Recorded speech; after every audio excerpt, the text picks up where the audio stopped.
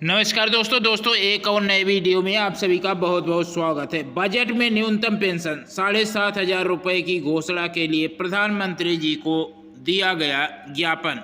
तो दोस्तों आप सभी को पहले ही बताया जा चुका है कि डीएम के माध्यम से, सांसद के माध्यम से माननीय प्रधानमंत्री जी के नाम का ज्ञापन दिया गया है।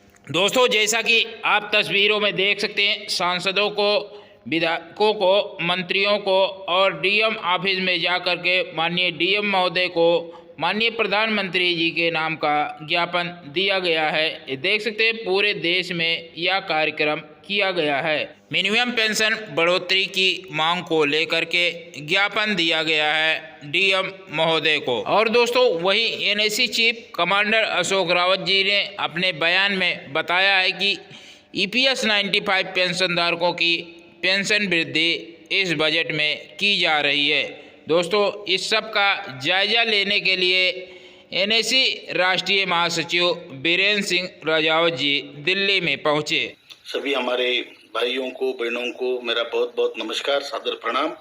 और ये मीटिंगों में जो हमने पावर पॉइंट प्रेजेंटेशन मंत्री जी को किया, उसमें हमने पूरा उनको बताया कि हमारा कितना पैसा आपके पास है, कितना पैसा आपको ब्याज के तौर पे मिलता है, कितना हमारा हर साल कंट्रीब्यूशन आता है, और इन सब पे जो ब्याज मिलता है उसमें से आप हमें कितना पैसा देते हैं। आप केवल ब्याज में हमारी पेंशन की बढ़ोतरी कितनी परसेंट, कितने गुना ज़्यादा बढ़ा सकते हैं।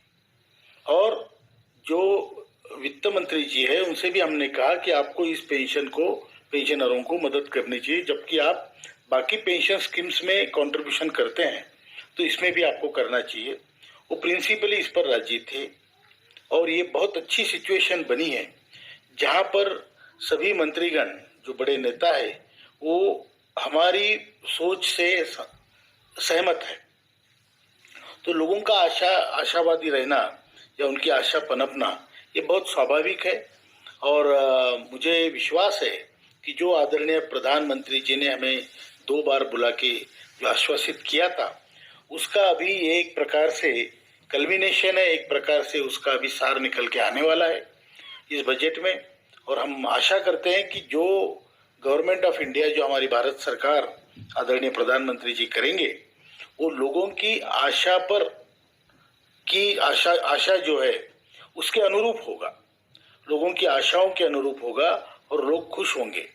कुछ संगठनों ने हालांकि 5,000 वगैरह मांगे हैं, तो हमने वित्त मंत्री जी को कहा इसकी तरफ ध्यान मत दीजिए, क्योंकि ये पेंशनरों के नुमाइंदे नहीं है, ये कार्यरत कर्मचारियों के नुमाइंदे हैं।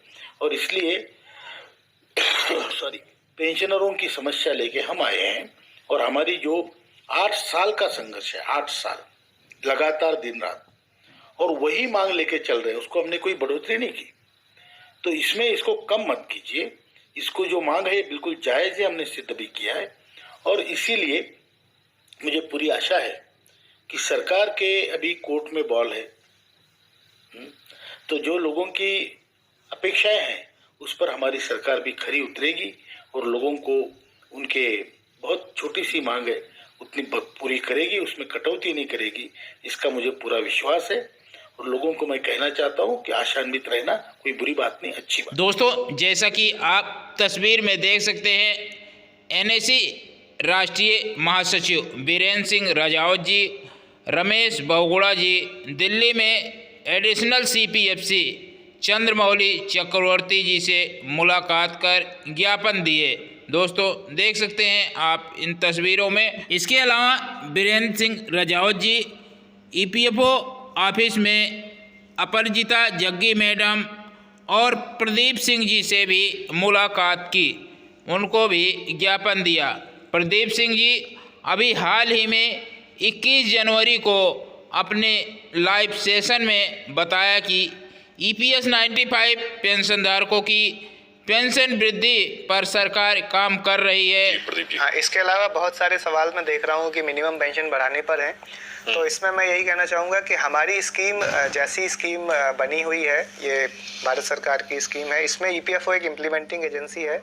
हर साल मतलब हमारे पास इस तरह के काफ़ी रेफरेंस आते हैं और अभी रिसेंटली जो standing committee on labour textile and skill development है उसने भी अपनी रिपोर्ट में यह रिकमेंडेशन दी है कि पेंशन को बढ़ाया जाए। और जहाँ तक मेरा मानना है इस पर गंभीरता से विचार हो रहा है, किंतु अभी जो स्कीम जैसी बनी हुई है हम लोग जो पेंशन देंगे वो उसके हिसाब से जो फार्मूला सेट है उसी से बनती है। ऐसा ईपीएफओ का इसमें कोई डिस्क्रिशन नहीं है। जैसा सरकार स्कीम में अगर कोई अमेंडमेंट बढ़ाने के लिए करेगी, जैसा कि 2014 में हुआ था जब मिनिमम पेंशन पहली बार 1000 बनाई गई थी, अब 10 साल हो गए हैं तो ये समय है कि इसको बढ़ाया जाए। बट ये सरकार इस पर मेरे ख्याल से विचार कर रही है और जैसे ही सरकार इस पर कोई अमेंडमेंट देगी या कोई ऑफिशियल डायरेक्शन देगी उसके हिसाब से ही ये स्कीम में परिवर्तन किया जाएगा और लोगों की पेंशन उसी हिसाब से निर्धारित की जाएगी। बट अभी जो पेंशन 10 साल हो चुके हैं पेंशन वृद्धि को किए हुए। 2014 में पेंशन में वृद्धि की गई थी, 1000 रुपये मिनिमम पेंशन वृद्धि की गई थी। अब 10 साल हो चुके हैं, अब EPS 95 पेंशनधारकों की पेंशन में वृद्धि फिर से होने जा रही, इस पर सरकार कार्रवाई कर रही है। तो दोस्तों देख सकते हैं चंद्रमौली चक्रवर्ती एडिशनल CPFC से मिलकर पेंशन वृद्धि की जानकारी ली। चंद्रमौली चक्रवर्ती जी ने बताया कि सरकार चाहती है कि पेंशनरों की सम्मानजनक पेंशन दी जाए। श्रम मंत्री मनसुख मांडविया जी भी पेंशन देने के लिए पॉजिटिव हैं। वित्त मंत्रालय और श्रम मंत्रालय के बीच सारे प्रकरण पर आदान प्रदान हो रहा है। तो देखना यह है कि वित्त मंत्रालय की तरफ से कितना बजटीय सपोर्ट मिलता है। इस तरीके से NAC सारी कार्रवाइयों को एकत्रित कर रही है। तो दोस्तों अब इंतज़ार है 1 फरवरी 2025 का। 1 फरवरी 2025 को वित्त मंत्री निर्मला सीतारमण जी अपनी बजट में EPS 95 पेंशनधारकों की पेंशन की घोषणा करने जा रही हैं।